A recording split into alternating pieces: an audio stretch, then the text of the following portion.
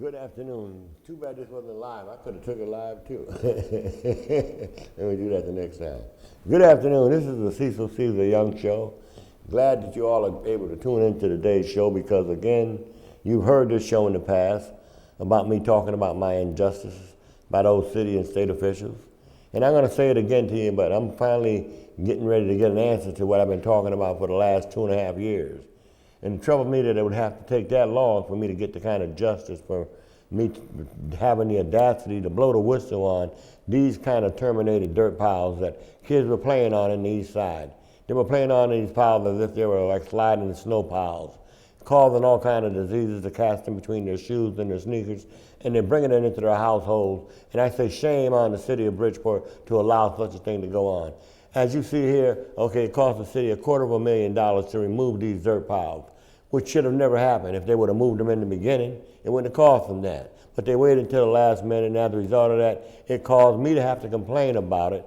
And I only complained about it because the health inspectors who were afraid, who were working in the building, told me about it. And me as a community activist, I said, hey, if I've seen something that I say, don't say something, I'm wrong, because that's what my job is called to do, to expose the injustice. As you see here, I said, let's put more police in public housing projects.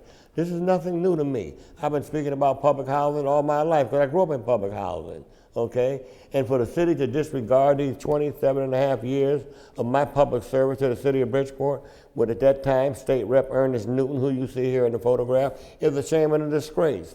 And I'm saying it took me 19.5 years since I've been to work with the city. As you remember, in 2010, I was attacked by several city council members, okay, which caused my back to have serious ills, okay, and it troubles me that because you knew good and well, okay, for them to have caused me to have lost my job, okay, behind me exposing them contaminated dirt piles, it really troubled me that to this day, I really haven't had the meeting that I'm supposed to have. Now, Councilman Ernest Newton, Councilman Anita Martinez, and George Cruz requested that Councilman Newton look into this injustice. And you can see why they said that.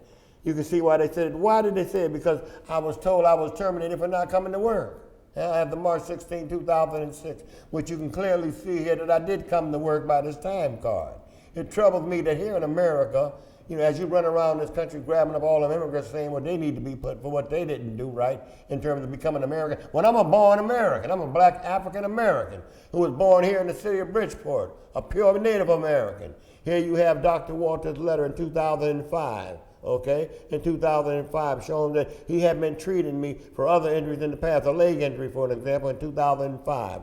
And what troubles me is that the State Labor Board, who I will show you in a short while, shame on them to want to disregard my doctor's note by giving it the impression that my doctor's notes were literally scraps of paper, which was an outright lie. These people took an oath. They took an oath to be fair and impartial. 2006, Come on. That's what they said. 2007, I was asked to have my medical leave request. Actually, they denied it, called it scraps of paper. I will show you by the State Labor Board Commissioner's own word, when all I was asking was a month out of work for the extreme anxiety that it was causing me because of me complaining about them contaminated dirt piles. And they had the audacity to say that my anxiety was not justifiable enough for me to take a medical leave of absence. When I was being harassed day in and day out because of me having the audacity to want to complain about these dirt piles, I say shame on the city of Bridgeport to disregard this as doctor's notes as literally being straps of paper. And I'll bet you 10 to 1. Dr. Evans didn't call these straps of papers. I'll bet you 10 to 1. Jody Paul didn't call these straps of paper. How could they? Especially when in 2005, this is the same paper that was in 2006 that the Labor Board is calling straps of paper. Something is wrong here. Then you say to me, why am I making an issue of it? Well, look at here.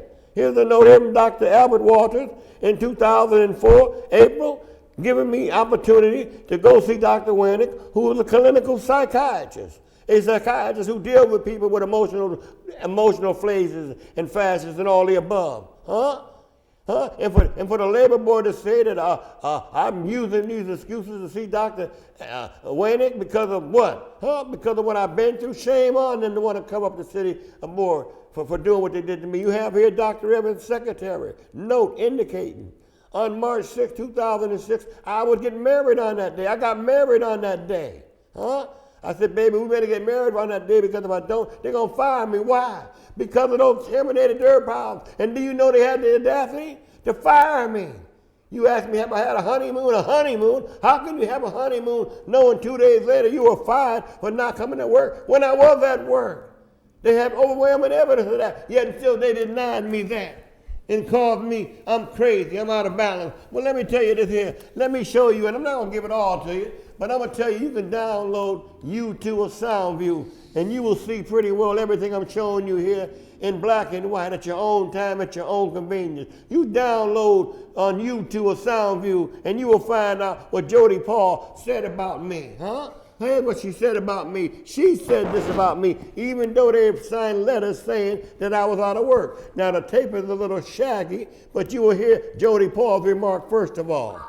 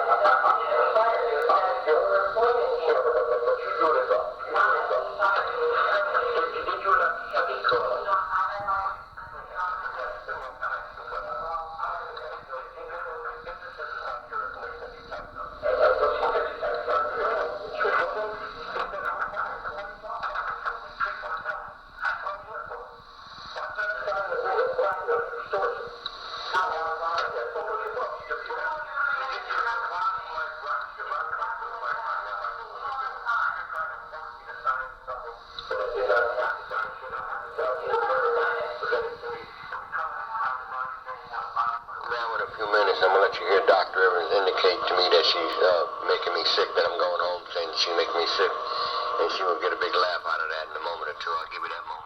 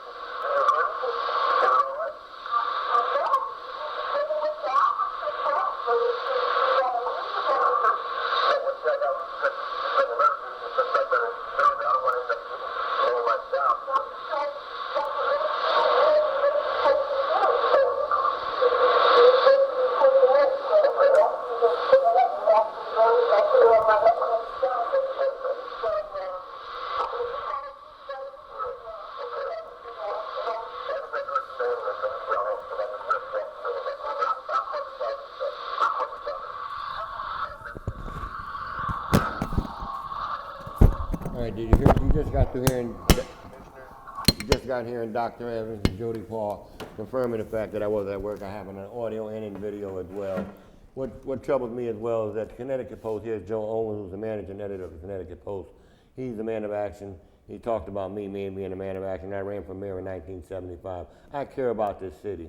He's the editor of the Connecticut Post, was great man. Mike Daly, he's still managing editor of the editorial page of the Connecticut Post, great man. If it wasn't for these hit reporters, I would not be where I am today in terms of me being able to have the platform to be able to speak about some of the many things that I've been involved in. As you can see here, I've been involved in all kind of issues all my life, from organizing kids in the hood, trying to do good, and all the above. And it troubles me that to this day I can't get an article in the paper and ask why. Why come I can't get an article in the paper about these people who violated my civil rights? Those people who violate my civil rights, they need to be brought to justice. Here it is, my attorney, John Williams. I paid him over $10,000 to take me to court. $10,000 cash money, $5,000 first time. He promised me he's going to show up in court and represent me like he represented himself. Never showed up in court, not one time. Okay, shame on him. Again, attorney John Williams begging and pleading with him to show up in court on my behalf. Never showed up. Took my $10,000, treated me like I'm a foreigner. But I say thank God for Councilman Ernest Newton. Thank God for George Cruz, who was the council member of the city of Bridgeport, who said to Councilman Newton during his campaign, if you help Cecil by looking into a situation to see if whether or not the city was justifiable in terminating him or not, I will do something about that. But Ernest and Anita Well, I got along with Newton and decided to want to bring a report to council, and all of the council have documentation indicating to the effect that they have what I've given out to all of them. And I'm pleading with them, as the meeting was saying in the beginning, meet with them. Read the meeting. Yes. The letter is dated April 8th, 2025. And it's a request to investigate Cecil Young's termination I got you. from the city of Bridgeport. It's addressed to Mr. Garnett, my council partner, Councilwoman Martinez, and I are writing to request your assistance in looking into a matter concerning a former city employee, Cecil Young, who has spoken during the past several city council meetings, presenting his case as to why he believes he was wrongfully terminated. We believe it is in the best interest of the city to investigate this matter and see that it is resolved. We ask that you review this case and assess whether there's any validity to his claims that he was mistreated before his termination. Once this case has been reviewed, we would like to schedule a meeting with the head of labor relations, Dr. Errol Skyers, and the chief administrative officers and Mr. Young to discuss the findings of the review. Please let me know if there are any additional things I can do to help facilitate this inquiry. What more could I ask for? What more could I ask for from Councilman Newton and Councilman Anita Martinez? Thanks to George Cruz. I sent a copy of this information to the governor, to all of the 7 Supreme Court judges, asking them why would they throw my case out of court. I paid this man $10,000 to represent me. If anybody, you should have threw him out of court and charged him for not properly representing me. Please, Governor, please, U.S. Supreme Court justices, please, someone do something about this. I've given this information to the Connecticut Post. Please call the Connecticut Post and ask them why aren't they talking about this. Please call WICC radio station and ask them why aren't they talking about this. Help me, help you, because there go the grace of God could be you. Now you say, why am I doing this? You remember Emmett Till showing how his son was beaten, lynched, and done down and beat down to a point where his body looked so bad his mother didn't want nobody to see him. The undertaker didn't want nobody to see him because he was beat up so bad. Well, thank God that she showed them, he shut America, see how bad people were still being treated around America. This is the same way. This is the Rodney King beat down. Even though I may not be physically beat down, psychologically, my family has been scattered, okay? Never to be put back together again because of what has happened to me. And if it can happen to me and get away with it by elected, appointed officials, shame on you. These are 3 elected officials who asked that matter be investigated. To this day, April 8th, they was told this to look into. They haven't heard a word as of yet. So until they do, I will continue to keep raising this issue, even though I have much more to show you about mouth droppings, all the above, which I promise I would do. But how can I let this go. These men took a stand. This woman took a stand on right and wrong. And I say, honor their wrong and wrong. They are black elected officials who said, we want you to look into this matter. Why haven't you done it yet? What is wrong with you in America? Are you all in bed with the Pharaoh? Get out of the bed because you're going to get caught on fire, just like he's going to get caught on fire by messing with the God's prophet. You are wrongly doing the wrong thing, and just when one day wake up and find yourself raised at your door looking you in your face wondering why didn't you do what you could have done when you didn't do it. Shame on you. See you next week.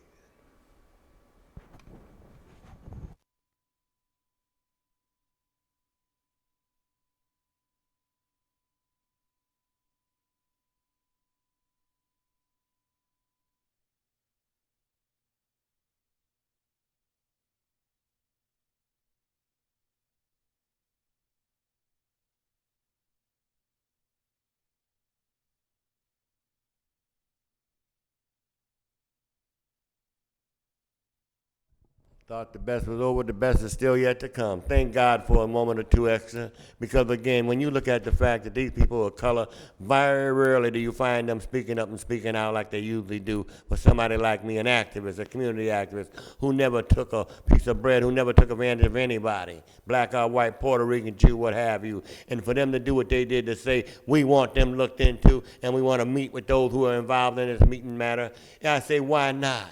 Why not? When I look at Dave and those of them who've been persecuted in the past, and I say to them, the same thing is going on today, and we need to stop this. When you look at police officers getting in battle with folks and finding that they're getting vindicated because of the hard work that they're forced to do, okay, we find it hard to want to judge them. But these folks who took an oath, who are not on the firing line, okay, like they were, are here covering up for unjust terminated employees. Jody Paul, Dr. Evans, both of them were terminated a month or two after I was fired. Why did they get fired? Those two people who did me wrong. God has a way in pointing to those of them that did wrong and letting them know that you may not have gotten away with it as you thought you did. When you least expected, something will come up, and it came upon them. Both of them were unemployed because of what they did to me. I don't know for sure if it was what they did to me, but I know they ain't working with the city no more. I know that the building that I said was a sick building on East Main Street, 752 East Main Street, is closed down. Why? Because I said back then people were dying in that building because of cancer and other things that they might have caught because of the building being a toxic building. This is the same building where those contaminated dirt piles came from. Please help me, y'all. Find me an attorney or somebody that care about right and wrong. I don't care what color you are. I'm damn near broke to a degree, but I will use my last penny to fight for the injustice that's happened to me, because what happened to me could happen to you. This is not about black and white. This is about right and wrong. And I'm saying to you, if you find that anything I said here that you didn't like or that you didn't agree with, talk to me, call me, tell me, Cecil Young, you're just talking to me, talking. Well, I can back up what I'm saying. I got it all in black and white. Look at these elected officials being treated like they're foreigners. They ask that this matter be investigated 2 months later, and it still ain't got an answer. Then you say, what's wrong with me when I use the N-word? I'm tired of being treated like the N-word. Well, what would you call these folks here who are duly elected by people of all color? Of all color, black and white? Then you look at me like, what's wrong with me? Ain't nothing wrong with me. What's wrong with you? That's what the problem is. So you tune in the next week for the best is still yet to come, because I'm waiting for the answer. I ain't going to the council meeting tonight. I ain't going tonight, but I will be the next month. So don't you worry about me, Dickie. You got rid of me, banning me from speaking at City Hall for 3 years. Shame on ya. Shame on ya.